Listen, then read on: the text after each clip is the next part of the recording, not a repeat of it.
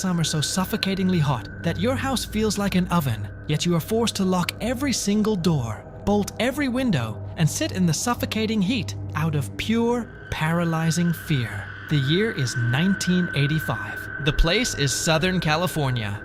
A heavy, thick wave of paranoia has completely gripped the city of Los Angeles. Hardware stores are completely sold out of deadbolts, window locks, and burglar alarms, while guard dogs are being bought by the dozens. While most serial killers carefully select a specific profile, a particular age, gender, or vulnerability, this monster does not care who you are. He targets young women, elderly couples, sleeping men, and even innocent young children. There is absolutely no pattern to his timing, no predictability to his geography, and zero warning before he strikes. You could be sound asleep in your own bed, in what you think is the safest neighborhood in the city, and suddenly open your eyes to see a tall, gaunt, dark shadow standing over you in the pitch-black darkness. The media initially labels him the Valley Intruder and the walk-in killer, but the world will forever remember him by a much more haunting title: the Night Stalker. For 14 long months, this single predator turned the golden state of California into a living, breathing nightmare, leaving behind a trail of blood, mutilated bodies, and terrifying occult symbols that pointed directly toward a chilling devotion to Satan.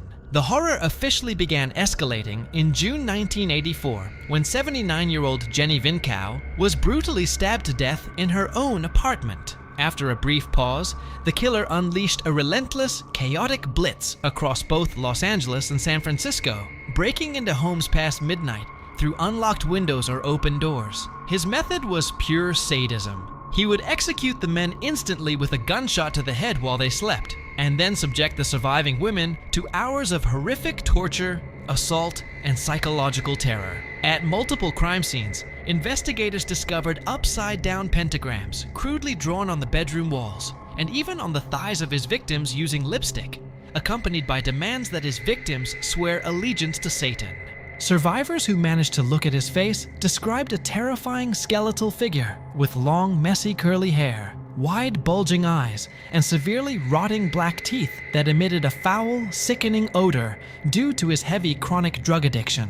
Despite his chaotic and impulsive nature, the killer made critical mistakes that ultimately led to his downfall. Forensic teams discovered he wore a very rare pair of Avia sneakers, leaving highly distinct shoe prints at almost every single crime scene. The turning point came on August 24th, 1985, when a vigilant teenager spotted a suspicious orange station wagon driving through his neighborhood, noted down the license plate, and handed it over to the police. Within days, investigators located the abandoned stolen car and managed to lift a single, pristine fingerprint from the dashboard, which instantly matched the criminal records of 25-year-old Richard Ramirez, a self-proclaimed Satanist from El Paso, Texas. On August 31st, 1985, Ramirez walked out of a bus depot and into an East Los Angeles neighborhood, completely unaware that his mugshot was currently plastered on the front page of every major newspaper and television screen in the state. When local residents recognized his face, an angry, furious mob formed immediately, chasing him down the streets, hitting him with steel pipes,